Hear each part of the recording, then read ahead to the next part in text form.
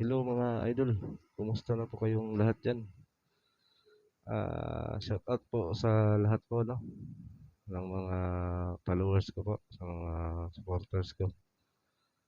So sa nakikita nyo po, kinokontent po ako ngayon ni Bungo. So magkukontent rin po ako ngayon. Siya rin po ang i-content ko ngayon mga idol no. So habang tinitira niya ako, ah, wala akong magawa.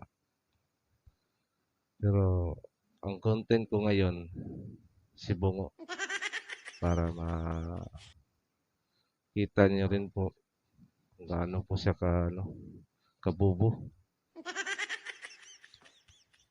Kasi naniwala siya na scripted daw yung mga video. So, kung scripted nga yun lahat, bakit siya kapag sabi na scripted? Hindi naman niya nakikita sa personal mga idol, no? So, ito ang pag-usapan natin ngayon.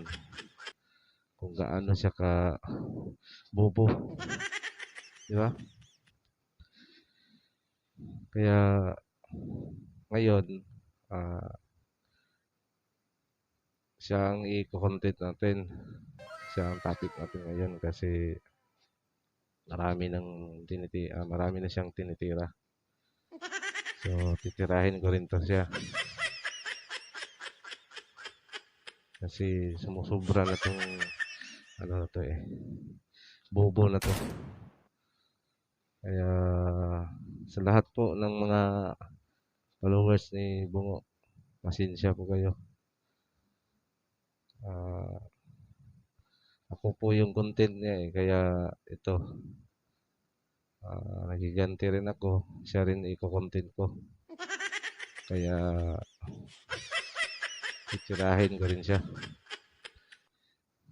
Kung nakita niyo po sa live namin kahapon, idol no,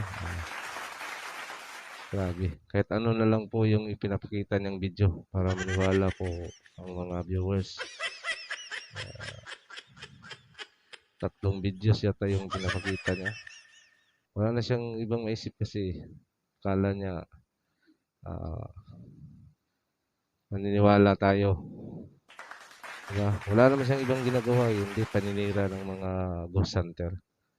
Sa lahat po dyan ng mga ghost hunter, no? Mga vlogger na ghost hunter, mag-ingat po kayo kang Bungo. Dahil kayo po ang content niya. Mag-ingat kayo dyan sa Bungo na yan.